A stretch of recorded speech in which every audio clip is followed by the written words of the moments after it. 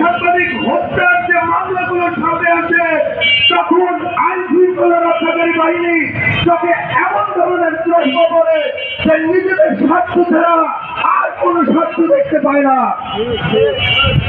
মায়ের রমজান উপলক্ষে আমরা যেটা করেছিলাম সেটি হলো সাধারণভাবে আইন শৃঙ্খলা রক্ষাকারী বাহিনীকে আমরা বলেছিলাম যে আপনারা আপনাদের মতো আপনাদের যে প্রসিডিউর রয়েছে, আইনি প্রসিডিউর, সেই প্রসিডিউরে আপনারা আগাবেন, আমরা আপনাদেরকে সহযোগিতা করব।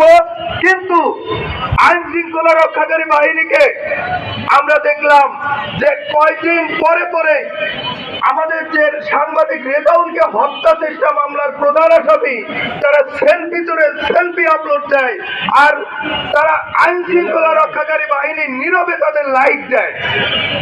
আমি বুঝতে পারছি না, একজন আসামি, খুনের হত্যা চেষ্টা মামলার আসামি ফেসবুকে প্রকাশ্যভাবে স্ট্যাটাস দিয়ে যাচ্ছে, আর আইন শৃঙ্খলা রক্ষাকারী বাহিনীর এমন কোন প্রযুক্তি নেই যাকে খুঁজে বেড়ায় কিন্তু খুঁজে পাওয়া যায় না। আপনারা তো সেই আইন শৃঙ্খলা রক্ষাকারী বাহিনী যে গত 17 বছরের নামি বেনামি মামলায় আসামি সাংবাদিক, সাধারণ মানুষ থেকে শুরু করে ব্যবসায়ীদেরকে তুলে নিয়ে যেয়ে বিভিন্নভাবে রিমান্ডে দিয়ে আসামি করেছিলেন। আজকে এই মুহূর্তে সাংবাদিক রেজাউল করিমের উপর যে হামলা হয়েছে, সেই মামলার আসামি কোনো অজ্ঞাত আসামি নয়, তারপরেও কেন রেজাউল করিম হত্যা মামলার আসামিরা অধরে রয়েছে? তারা কেন ঈদের শুভেচ্ছা, তারপরে রমজানের শুভেচ্ছা, ঈদ মোবারকের শুভেচ্ছা বিভিন্ন ধরনের ফেসবুক স্ট্যাটাস দিচ্ছে, আর আপনারা কেন মুস্কি হাসছেন?